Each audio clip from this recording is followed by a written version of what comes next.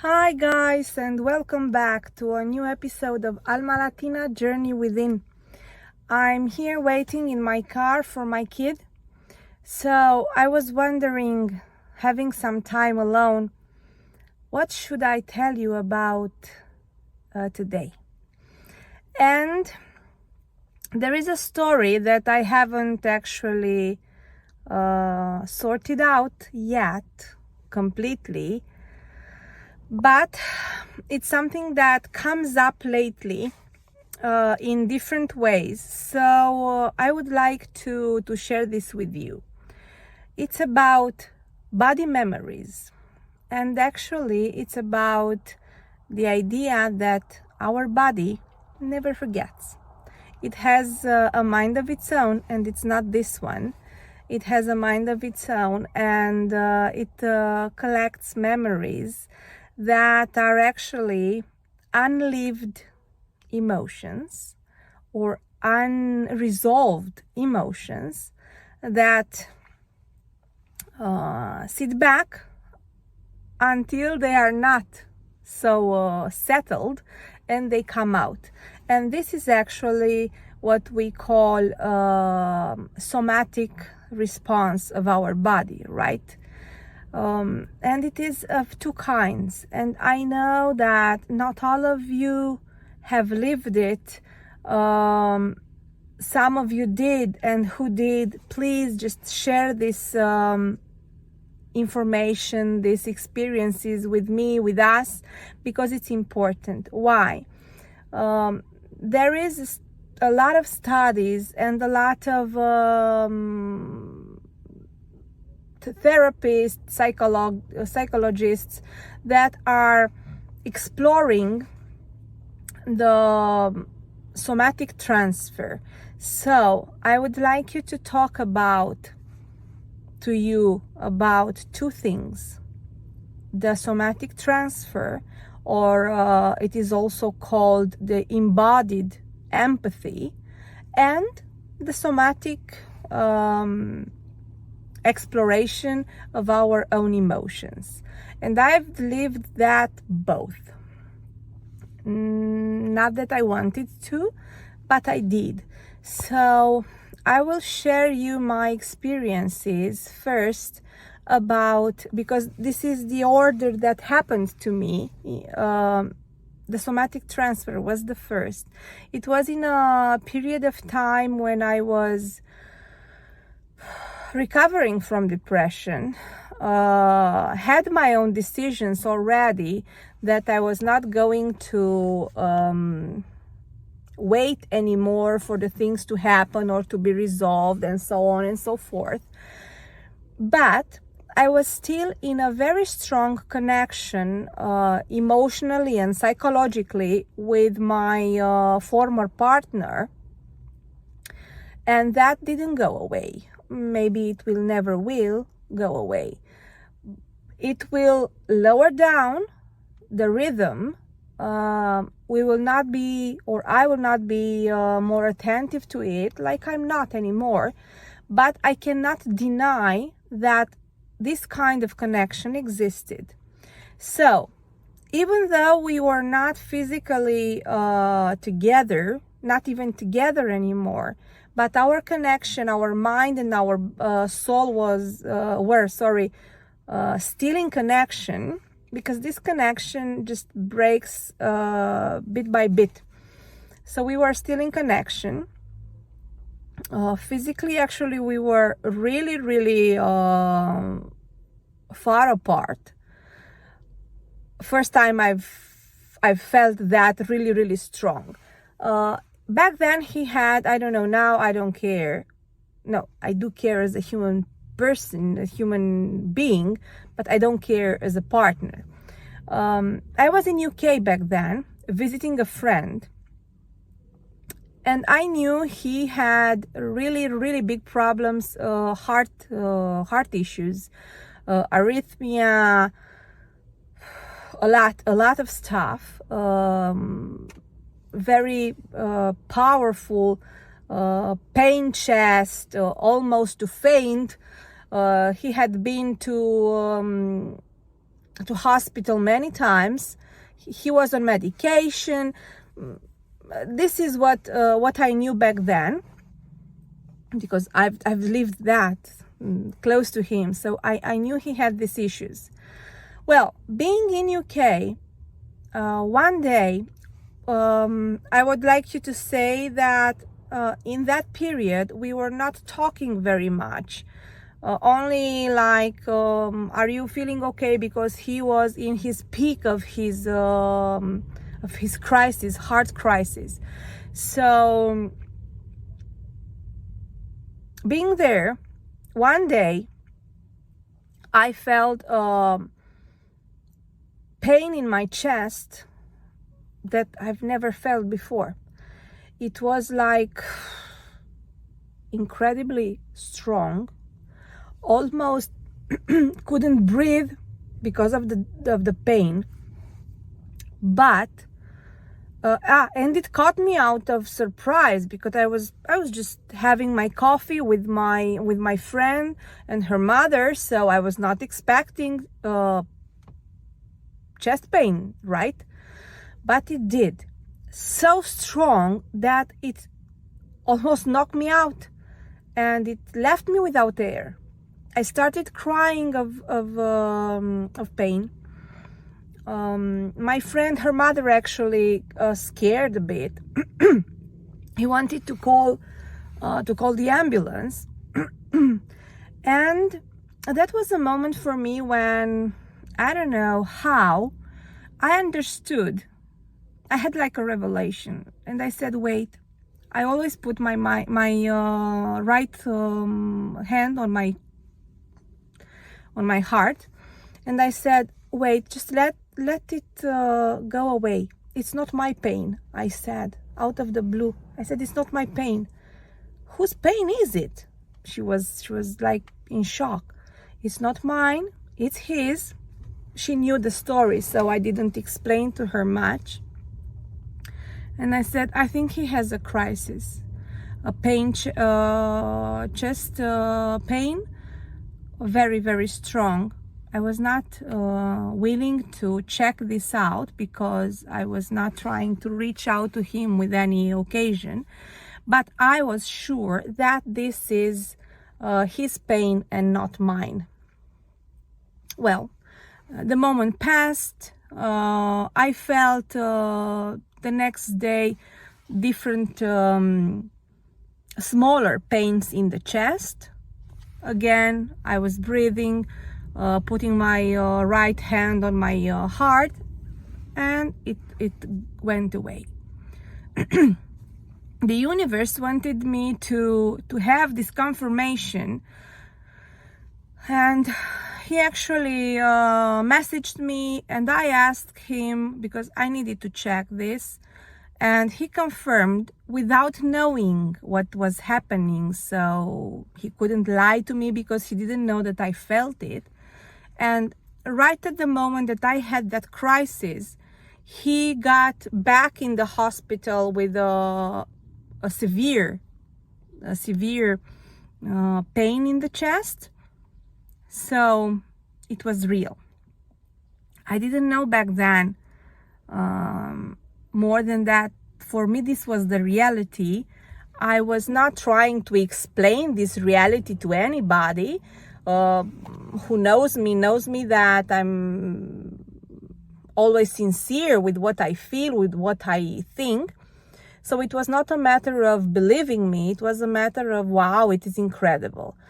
But it is not that incredible, even though it's not happening to all of us.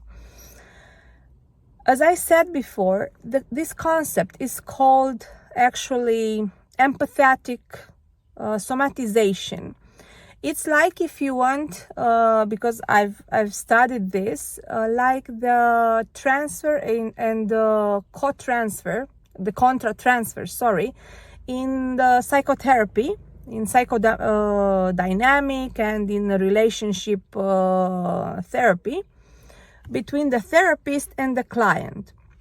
Sometimes the therapist can feel, because it's one of the abilities that he has to have, the empathy.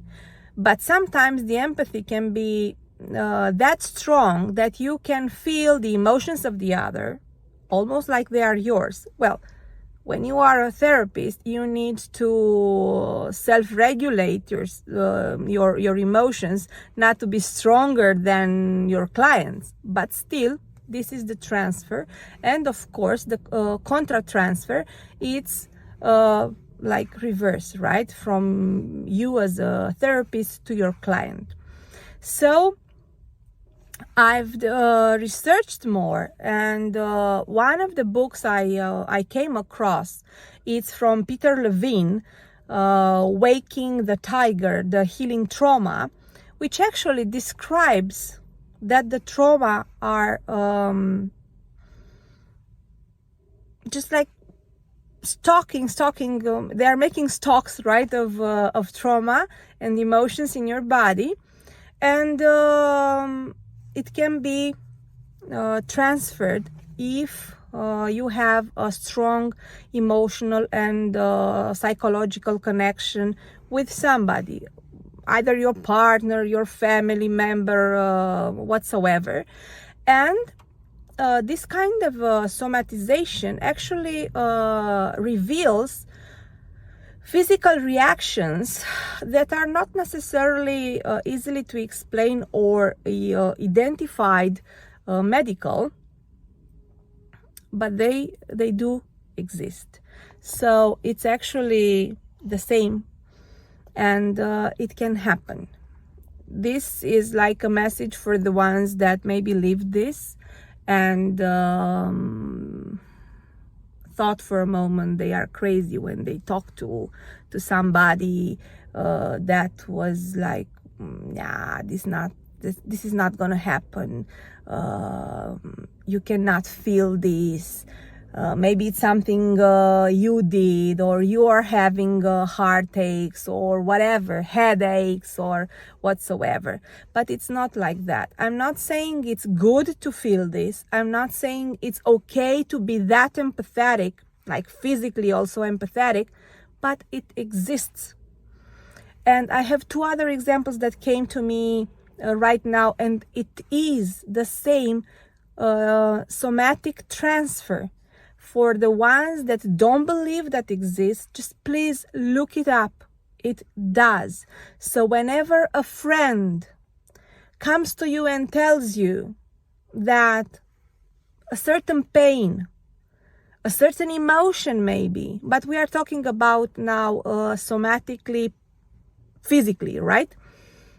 Feels a certain sensation in her body, and it's telling you it's not mine, I think it's somebody else's, or maybe she doesn't know it's somebody else's.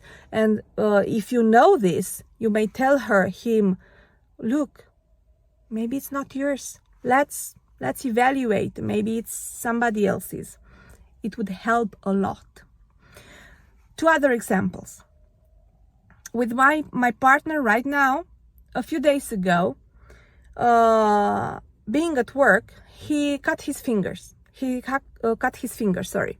I had no idea about this. I was driving my daughter to school, and she was talking to me, different stuff. And out of the blue, I got sick. I was like feeling nausea with no reason. I thought actually at that moment, because she was telling me, or she was thinking something about rats, and I do have a phobia about rats when I see them, but not when I hear about them. But anyways, I thought it's about this idea. I thought I actually told her, look, please just stop it, because you make me nausea when you think about it.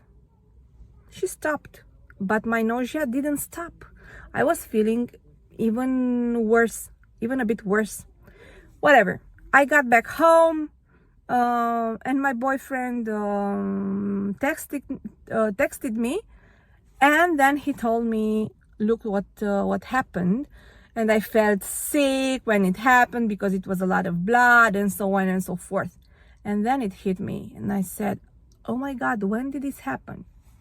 And I compared the two period of time, and it was in the same time.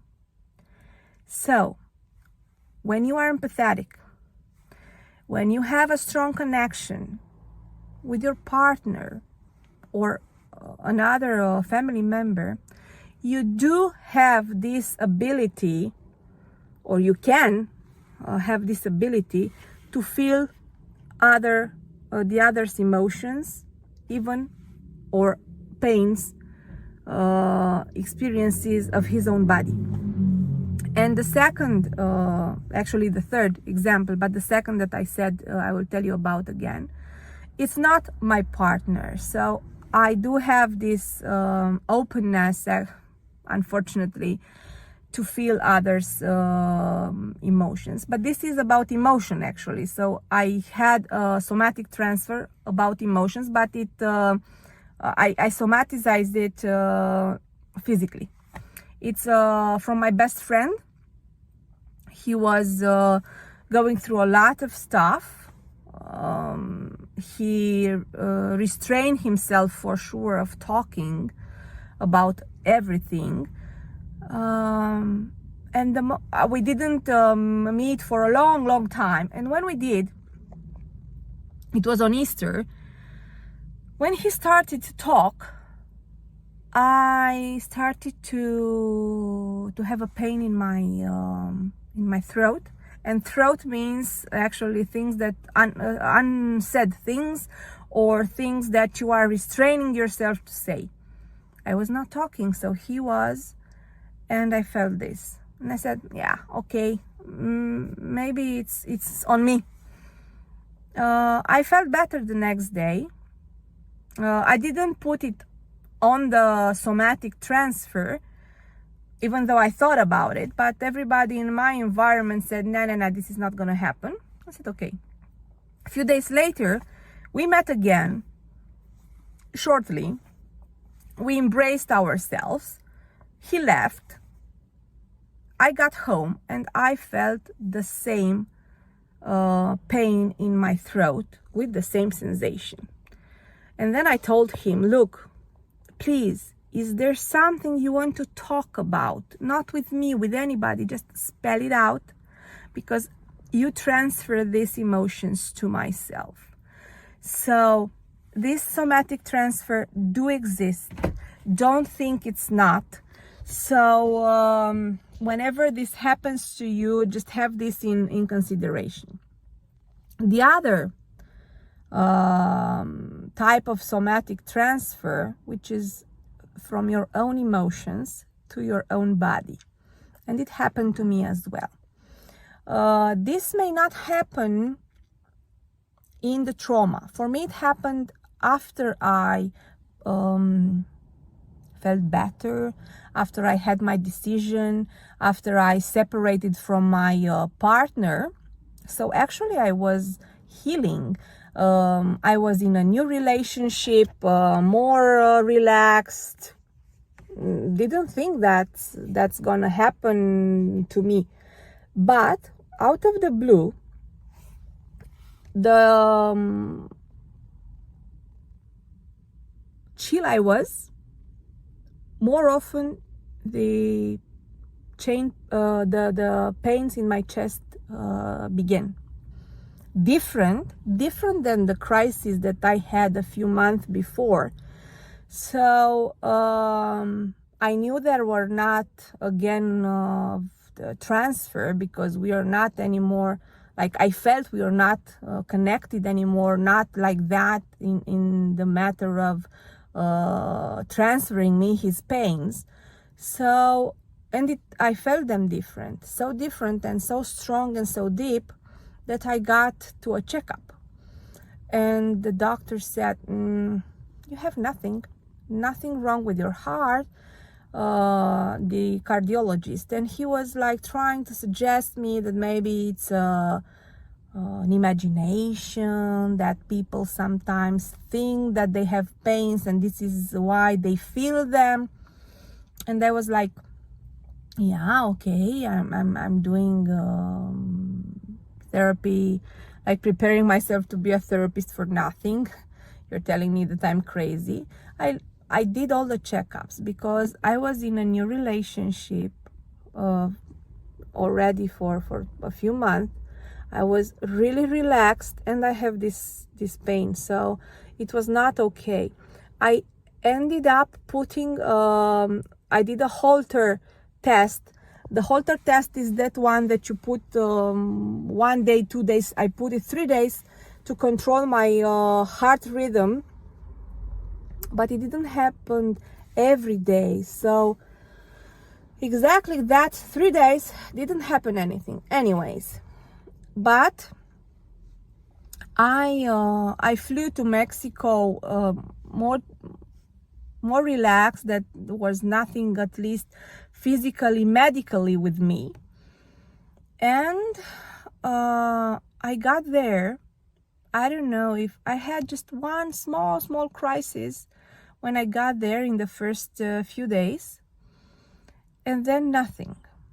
So then I understood that this was actually my own pain, my own somatic transfer from my trauma that I was living for the last year and a half, and it got out. My body got it out only when the mind forgot about it, actually. But when the mind relaxed, the body had the courage to get out of the survival mode and to leave its trauma.